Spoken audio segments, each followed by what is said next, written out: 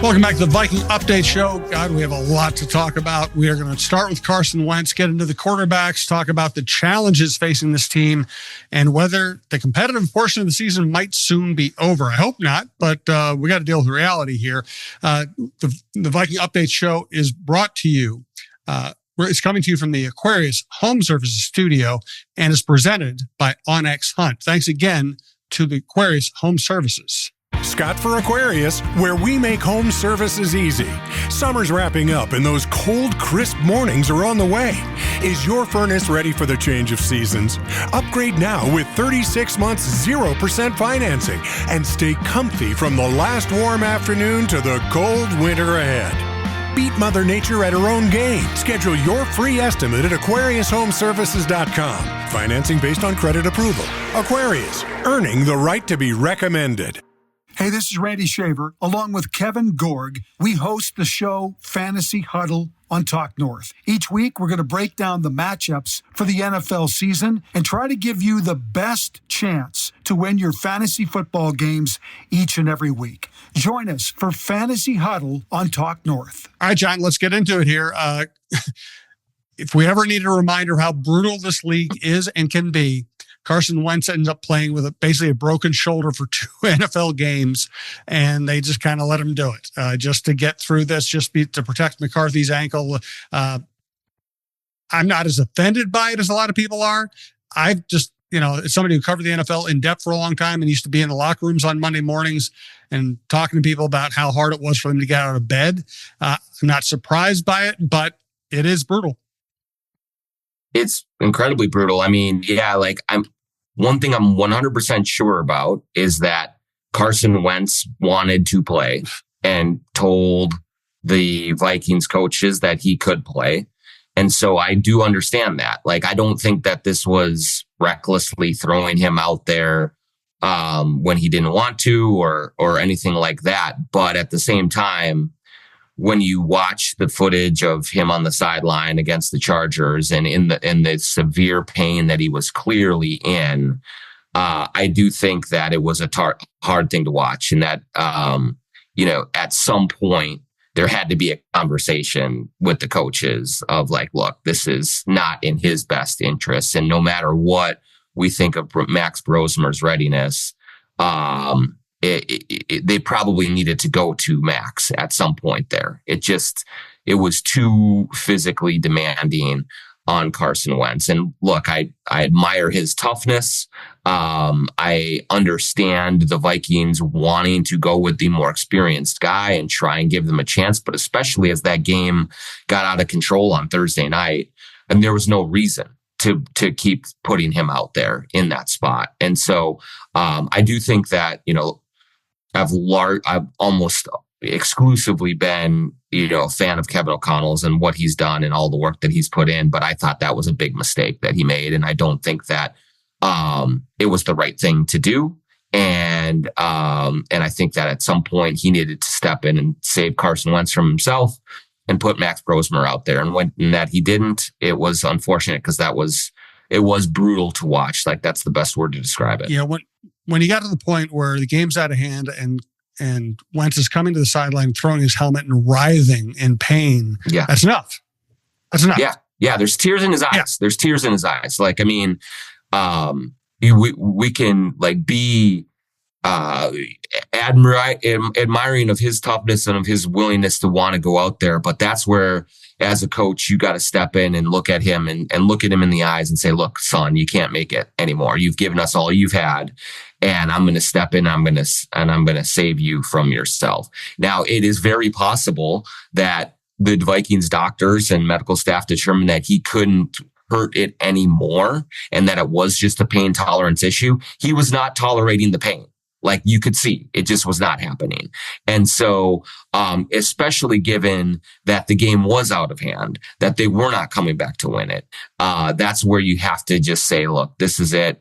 We'll put Brosmer in, even if we just run the ball 3 times and punt every time, whatever it is, you just got to do what you got to do. And, I thought it was a disservice to Carson Wentz in that situation and a lack of recognition of the severity of things and what it had gotten to at that point. And it was just unfortunate. We're talking here on Tuesday morning, so we don't know what corresponding move the Vikings have made. I expect them to go get Desmond Ridder or Brett Rippon. And the real question will be, is Brosmer your backup or is the veteran your backup? We'll see about all that. One thing I have always been dubious of, to the point of being kind of offended, is the idea that you can't hurt something anymore. I just think that's right. Utter BS. Okay, your shoulder's broken, can't get any worse. Yeah, it can. Absolutely. Right. I mean, it can get more damaged. It can require longer to recover from. I've never believed that phrase ever. Yeah. And I mean, in this case, maybe Carson Wentz's career is over already. Maybe that he played okay, with the Vikings. I don't know that he would have had, even fully healthy, if he would have teams knocking down his door next off season to give him another shot, even as a backup. But this is possible that his career is over now, just given all of the punishment that shoulder went through. It's possible. I know his non-throwing shoulder and all that, but I mean, I think that you look at it as Kevin O'Connell is clearly a player's coach. His players love playing for him. He has a ton of care and interest in their well-being. But looking at this one episode here, it compromises that a little bit because, of course he was going to be hurt more. Like the punishment that he was taking behind the patchwork offensive line and the sheer pain level that he was putting his body through has to be traumatic. And it may, that may sound soft as, some guy watching this, from behind his Twitter screen and all that and his computer screen. But like, you could see all of the damage that was being inflicted upon Carson Wentz in that spot. And who knows, but like, it's hard to imagine that whatever he was dealing with did not get worse because he played in that game. It's just like that's hard for me to fathom. And so, maybe that's what they'll say. And maybe they'll say that he'll be fine coming out on the back end, but geez, like just use some common sense, and look at it and just be like, look, this is not in anyone's best interest right here. And, as you said, the baseline, I think we're in the same place. The baseline for Kevin O'Connell is he's a very good coach, very good offensive mind, generally treats players very well. I just wonder if this season has shocked him into being different. It's like we've heard that he's been very sensitive about criticism, even mild criticism. He seems very touchy. Now he kind of ignores the fact that his quarterback is getting brutalized on national television. I just wonder if the fact that this season hasn't gone anything to plan. McCarthy didn't play well, then got hurt, then they had to bring in Wentz. The backup quarterback they traded for and Howell didn't work out. Nothing is going right. I mean, honestly, they're not doing anything well right now. The only strength on this team is the receivers, and the receivers aren't getting the ball enough. They're not doing anything well. The offseason moves they made did not work. Injuries have played a major role, but there are other teams that injured. Detroit Lions have won a lot of games with a lot of injuries the last couple of years. I wonder if Kevin is just kind of almost off, for lack of a more eloquent word, just off because of everything that's happened. Yeah, it's certainly possible. I mean, yeah, we have, heard the same stories of maybe, overly sensitive to kind of the things that are being discussed, talked about, written, and things like that. And yet the way that he has handled kind of this team on the field this season, and I think that the mark of a true leader is what happens in moments of adversity, and they're facing a lot of it right now. And I do not get any kind of a sense that O'Connell is, kind of losing the team or anything like that. I don't think that's it at all. I think that his players love playing for him. I think that in general, there's a lot of respect for him inside the organization, but this is a tough year coming off of a very charmed year. And so, how he handles what is happening right now versus how he handled the fawning coverage when he was the quarterback whisperer and got, that team last year to massively overachieve, like one of the best young coaches in the league and all of that stuff. I think all of that is still true, but now it's up to him to find a way to steady the ship in this rocky time. I mean, they are really in trouble right now. And it does not, every good coach can have a bad year. That's okay. But how you navigate it, how you kind of lead through it says a lot about your readiness to really be the leader of a franchise. And, there's just been a few cracks. You're right. Like just a little, a few kind of, dents in the armor that he had really built up over the start to his career here, which has been largely impeccable. And so now he's seeing and experiencing some things that are really difficult to handle.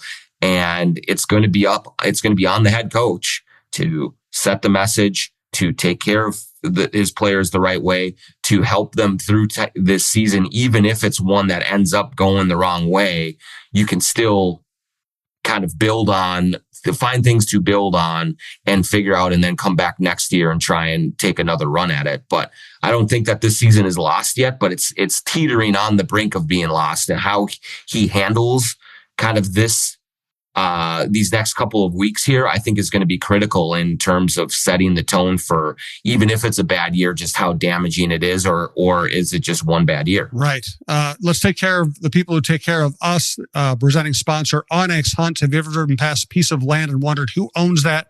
Maybe you want to know exactly where a property line runs. That's where Onyx Hunt comes in. It's not just for hunters. There are folks using Onyx for their jobs every day throughout the country, from farmers and ranchers mapping out their fields, wildland firefighters navigating rough terrain, to construction workers needing to know who owns what property. This app offers something for everyone. If you need the best land ownership maps, aerial imagery, and property boundaries in your pocket, Onyx Hunt is a tool for the job. Try it free for 7 days. Download Onyx Hunt in the app or Google Play Store, or visit onyxmaps.com/hunt to get started. I also want to thank Twill. This is a rare day where I'm not wearing a hat I got at Twill. I just thought I'd give you the glory of the full forehead experience today, but I am wearing a Barracat t-shirt. I was in Twill, I don't know, I guess last summer probably, and I was looking at some other stuff. I was looking at some nice clothes for some events that I was going to be attending, and Scott said, "You should check out these t-shirts," because I'm a sports writer. I'm a t-shirt guy. I get free t-shirts everywhere I go. I wear t-shirts, in casual times in the middle of the summer. And he said, these are the best t-shirts you're ever going to wear. They wear great. They look great. They're the kind of t-shirts you can wear under a nice sports jacket, or you can wear by itself. It can look dressy. It can look casual. But what I really like about them is most t-shirts end up just not fitting you that well. They just end up being kind of baggy. These fit incredibly well. They're a length where you can tuck them in, or they can be out and they don't ride up. They're just incredible. They're just great. So I highly recommend the Barracat t-shirts at Twill. But if you walk into Twill in the Edina Galleria, Twill by Scott Dayton into the Galleria, he's going to be pointing out something you probably didn't think about wanting. You're going to like it. It's going to last you forever. My closet is pretty much 80% Twill and 20% stuff I barely wear. So check out Twill in the Edina Galleria, twillmn.com. Sign up for their email alerts for their special events, and tell them we sent you when you go in. Also want to thank the Minnesota State Lottery. She's Jen, the ultimate Vikings fan. Okay, everybody, welcome to the Vikings Jan Show Fan Show. My special guest today is Jared Allen. So, Jared, who you got for the Vikings game this week? Minnesota Vikings. Me too. So, that's our show.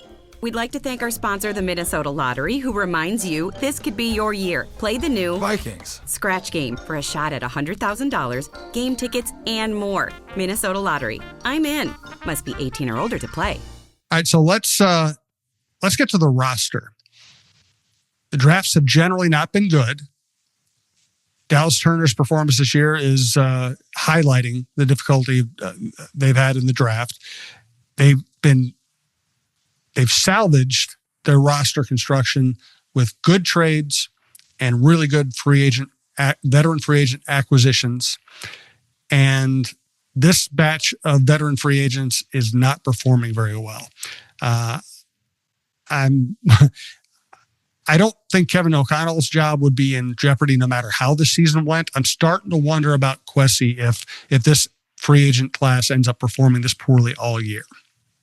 Yeah, it's a really tough look. When you look at I think everyone, when you examine the way that NFL rosters are built, you say ideally in a perfect world, you build through the draft and supplement through free agency. The way that the Vikings have had to do it the last couple of years because their drafts have been largely unimpressive has been you really build through free agency and hope that a couple of your draft picks hit.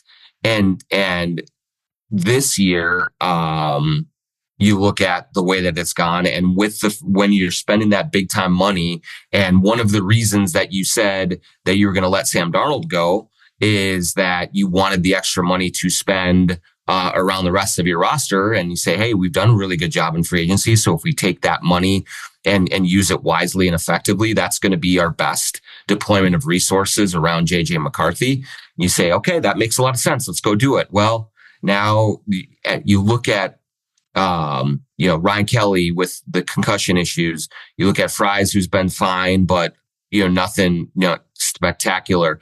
Then Jonathan Allen and Hargrave, like they really are not impactful additions. Isaiah Rodgers has had some one amazing game, has had some decent games, but then and that has then struggled a little bit too. In large part, I would say because of the pass rush is so poor, and so Byron Murphy's been good, but not stellar. And so you look at I think the way that you get into trouble roster building is to spend money the wrong way and give the wrong guys the contracts. And then you get into the salary cap hell. And it looks like the Vikings are approaching that a little bit here. And that's a problem for Kwesi Adofo-Mensah. Like it is, because if that is the one thing that you've really excelled at, and then you struggle at that, now what's the hope going into next draft that you're actually going to, do well with it? So, for a guy who I think has done a good job in establishing culture and in helping that way, and then certainly has had his hits in free agency in the past, this is a bad year to have a bad year. And you look at some of the shortcomings on this roster, and it all points directly back to the front office. And that's where some hard questions are probably going to be asked if this continues. Yes. All right, let's get to the Lions game. I'll be there on Sunday. And again, this is inconvenient for the Vikings because the Lions have had a million injuries the last 2 years and they've kept winning. Now they haven't gotten, they haven't won the championship they wanted to win, but they've won playoff games. They've been dominant in the regular season. They destroyed the Vikings in the showdown last year. Vikings have not, this is going to be a very difficult challenge. And you look at the way the Lions are built. They traded Stafford. They got a lot out of it. They got another, championship level quarterback out of it. And their drafting has really been both very good and very old school. Where Kwesi tried to apply analytics models, and he's admitted that he kind of overthought his first draft, where he just passed up on a good player to try to get more assets, and the assets didn't work out. I mean, the Lions aren't afraid to draft a running back and a linebacker in this day and age, and they just keep adding good players, and they have a tremendous roster. So this division's fascinating right now. You have the Packers going for it with Micah Parsons. You have the Lions perpetually going for it right now. You have the Bears trying to rebuild at speed, although I'm still not sold on them.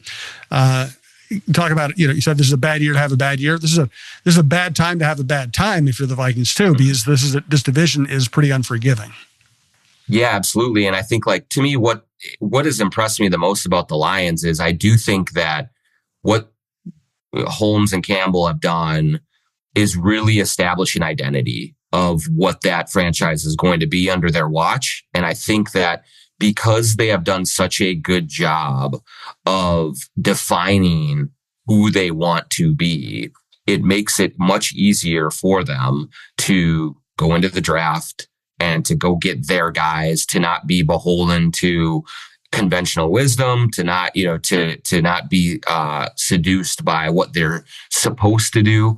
They just go and do what they think is right for their team. And there's a very strong self-awareness, but self-confidence and belief in that group. And so that also allows them to lose 2 coordinators and still keep going and being very competitive. And so when you are able to establish that, it's a major thing. And let's just also very simplify it a lot down to when you have a quarterback, it makes it a lot easier to establish that too. And Jared Goff has been great since he's been there, has been kind of through the ringer and has come out on the other side of it. And I think his just overall presence and stability and consistency really does help in a major way with everything around him. And I think the Vikings are still looking for that. And that's where I do think this week, all indications are JJ McCarthy is going to be starting and going forward there.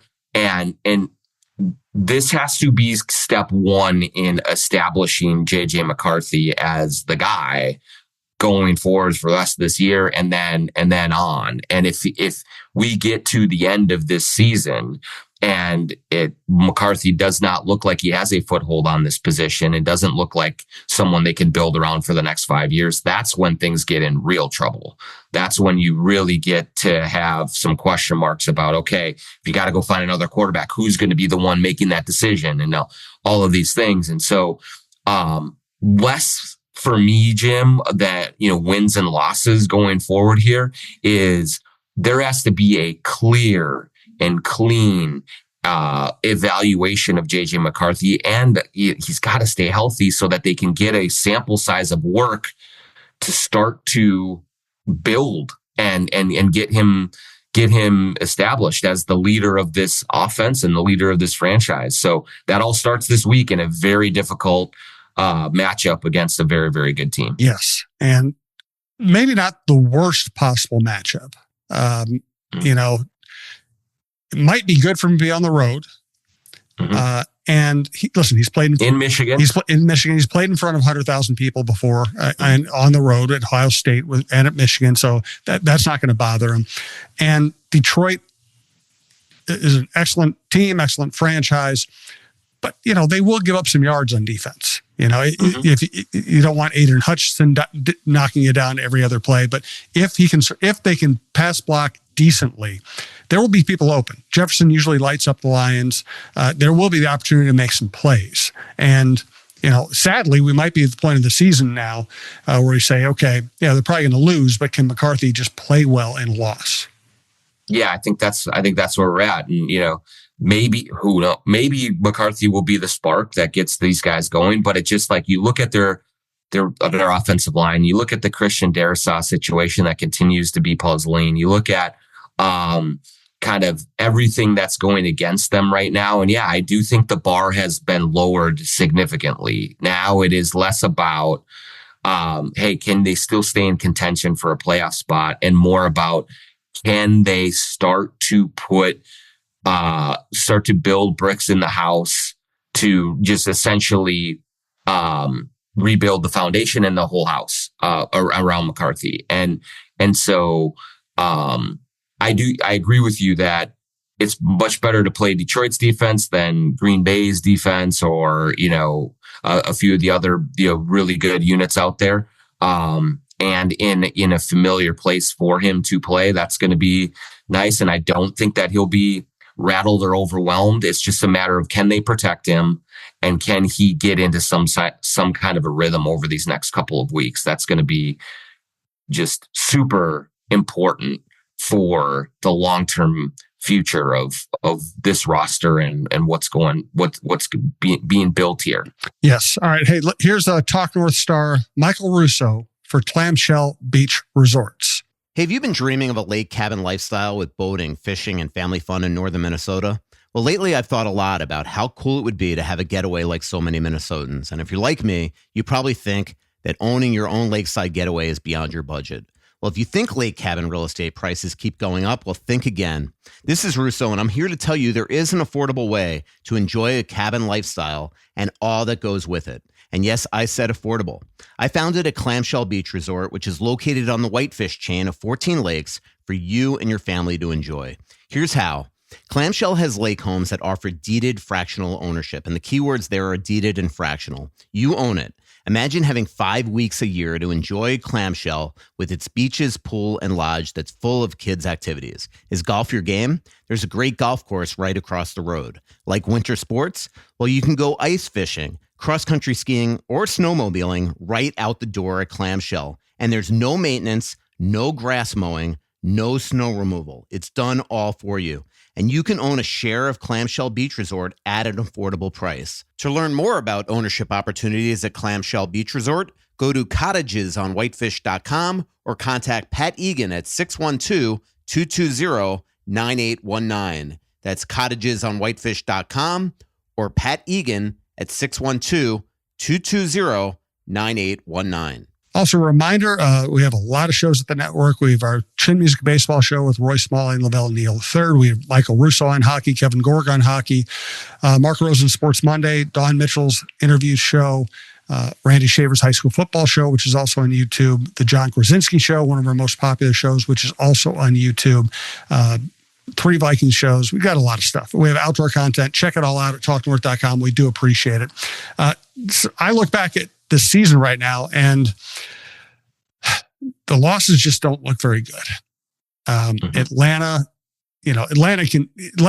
kind of a bully team. If they can get you down and run the ball on you, then they can look really good. They've had horrific, embarrassing losses this year. The Steelers game, they should have beaten the Steelers. Steelers stink. I thought, and I was wrong about this. I thought the Steelers were a good team, that Aaron Rodgers was going to protect Aaron Rodgers. It's been the opposite. It's a bad team, and Aaron Rodgers is the only thing keeping them afloat. There's no way they shouldn't have scored more points on that defense. There's no way they should have let DK Metcalf have a free 80-yard touchdown. There's no way they shouldn't have gotten to Rodgers more. I give them a pass on the Eagles. Eagles are a championship team, and they always start a little slow and figure it out. So I'm not going to beat them up for losing to the Eagles.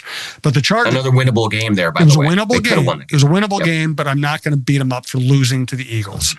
The Chargers game was embarrassing. It just was. That was ineptitude. And the Chargers had lost 3 of 4 and had not scored 30 points all year, and they did whatever they wanted all game. Yeah, and let's also, you're right. I mean, that was an incredibly embarrassing loss. It was, in this sort of Minnesota sports just slaughter of the last weekend or so.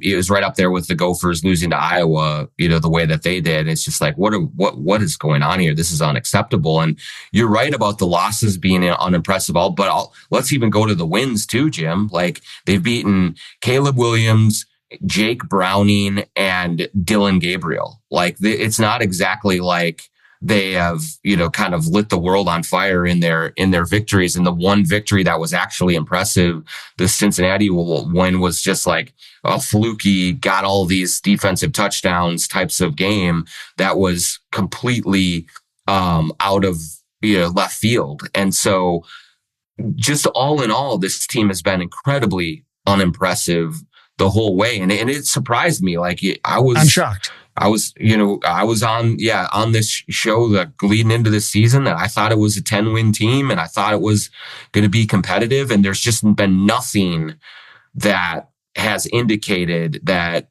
is going to happen. And it's not just the injuries on offense, Jim. It's the defense that has been completely unimpressive, underwhelming.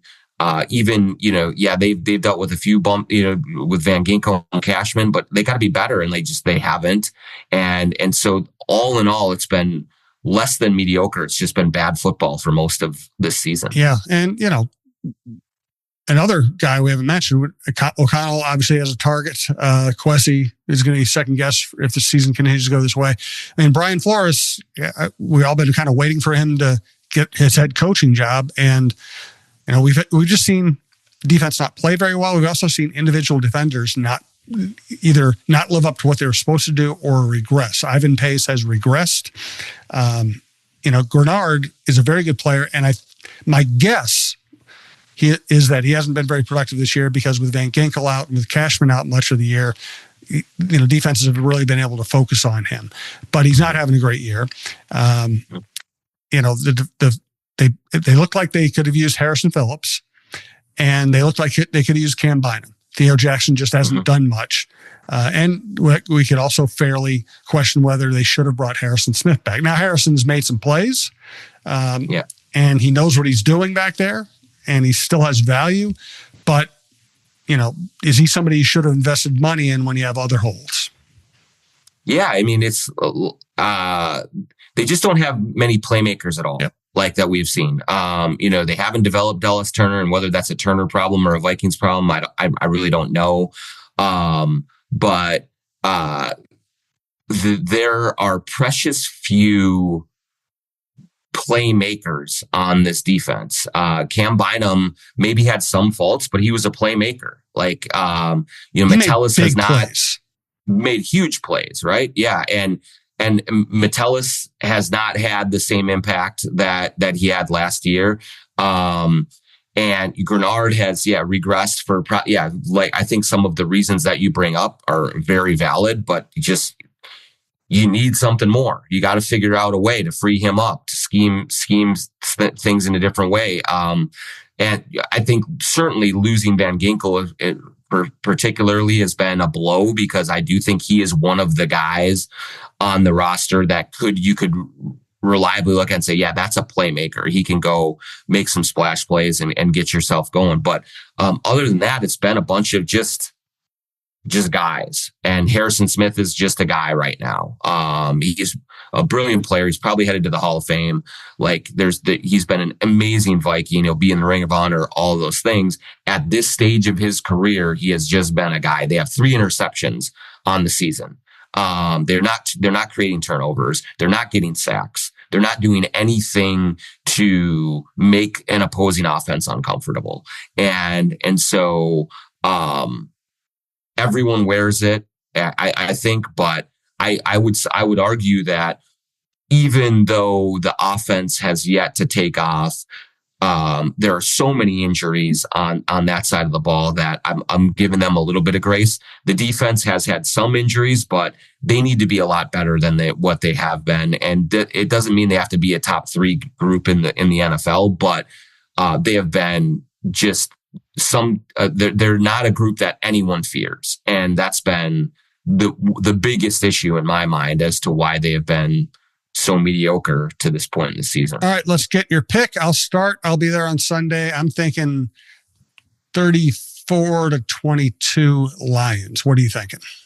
Yeah, I don't see a close game here. Maybe it's an overreaction from last week, but you're going into Detroit. You got McCarthy back, but you're still banged up all over the place. And it doesn't feel like a team that's going in the right direction. So, I will say like 31-17, something like that. So I think we're right in the same area. It just this doesn't feel good. This is not a good matchup. This is a Lions team that will absolutely smell blood and devour, when they can. And so the Vikings are going in a bad spot right now for sure. One more question. Trade deadline is next Tuesday. Maybe we'll do the show in time to preview that. But if we don't, if they lose, do they sell off? I think they probably got to look at it. I think they do have to look at it to a degree. I wouldn't sell off to the point where you're completely compromising JJ McCarthy. But I would certainly look at anything you could get for some of your defensive players, maybe TJ Hawkinson, if you can get anything for him, because he's giving you next to nothing. I wouldn't do anything offensive line wise, just because I'd like to try to get back to some group that can protect McCarthy. But yeah, I think that you're getting to a point where if it's convincing loss, you got to take a look in the mirror and be like, where are we going? And try and restockpile some draft picks and do things to look to the future. But doing so without, turning the team into something that would be very hard for JJ McCarthy to play with this year. I just think that's got to be the priority right now, is developing and evaluating what you have at quarterback for the rest of the season. Good stuff, John. Everybody, please check out the John Krasinski Show as well. Again, one of our most popular shows at talknorth.com. We do appreciate you listening and watching, and we will talk to you again next week.